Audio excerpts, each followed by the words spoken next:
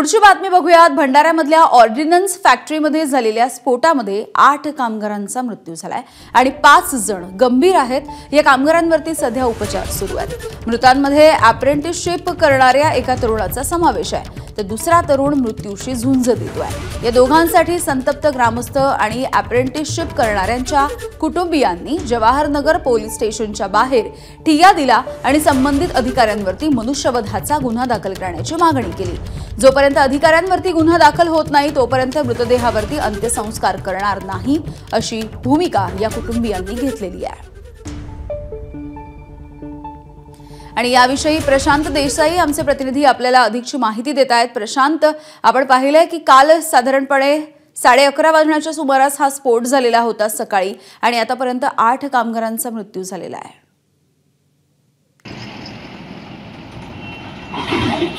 काल भंडारा जिल्ह्यातील जवाहरनगर इथे झालेली दुर्घटना ही भयंकर आहे आणि या भीषण स्फोटात 8 कामगारांचा मृत्यू झाल्याची दुःखद घटना घडली आणि सोबतच 5 कामगार अत्यंत गंभीर अवस्थेत रुग्णालयामध्ये मृत्यूची झूज देत आहे। दरम्यान सकाळी 11 वाजताच्या सुमारास झालेल्या या भीषण दुर्घटनेची दाहकता एवढ्या 5 ते 7 किलोमीटर अंतरापर्यंत नागरिकांना जाणवली आणि एकंदरीतच रात्री 8:30 वाजता या दुर्घटनेतील शेवटचा मृतदेह काढण्यामध्ये आणि पोलीस प्रशासनाला, जिल्हा प्रशासनाला, आपदा विभागाला यश आलं आणि विशेषतः या प्रकरणामध्ये त्यानंतर या घटनेमध्ये 20 वर्षीय एक तरुण अप्रेंटिस करणारा तरुण याचा दुर्दैवी मृत्यू झाला। सोबतच त्यासोबत असलेला एक अप्रेंटिस धारक हा मृत्यूची झुंज देत आहे। त्यामुळे अप्रेंटिस धारक आणि संतप्त ग्रामस्थांनी काल अक्षरशः मध्यरात्रीपर्यंत जवाहरनगर पोलीस ठाण्यामध्ये आंदोलन केलं, ठिय्या आंदोलन केलं आणि प्रशासनाला धारेवर घालण्याचा प्रयत्न केला। जोपर्यंत प्रशासनावर मनुष्यवधाचा गुन्हा दाखल होत नाही किंवा त्या मृतक परिजनांच्या कुटुंबियांना कॉम्पेन्सेशन मिळत नाही, शासकीय नोकरी सेवेमध्ये नोकरी मिळत नाही कुटुंबातील एका व्यक्तीला, तोपर्यंत आंदोलन करणार असा पवित्रा घेतला होता। मात्र जिल्हा पोलीस अधीक्षक नूरुल हसन यांनी मध्यरात्री परिस्थिती हाताळली आणि संपूर्ण कुटुंबियांना आश्वस्त करून त्यांना परतवलं।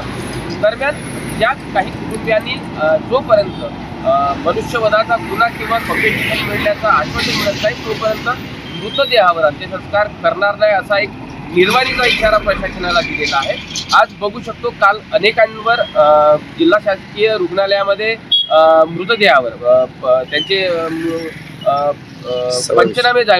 मृतदेहाचे पंचनामे झालेले आहेत, शवविच्छेदन झालेले आहे आणि आज काय निर्णय घेतात प्रशासन, त्या कुटुंबियांची मनधरणी करण्यामध्ये यशस्वी होते का याकडे आता संपूर्ण जिल्ह्याचं लक्ष लागले आहे। दरम्यान मुख्यमंत्री सहायता निधीमधून देवेंद्र फडणवीस यांनी प्रत्येक मृतक कुटुंबियांच्या परिजनांना 5 लाख रुपयाची इथे मदत घोषित केली आहे। अगदी धन्यवाद प्रशांत या सगळ्या सविस्तर माहितीसाठी।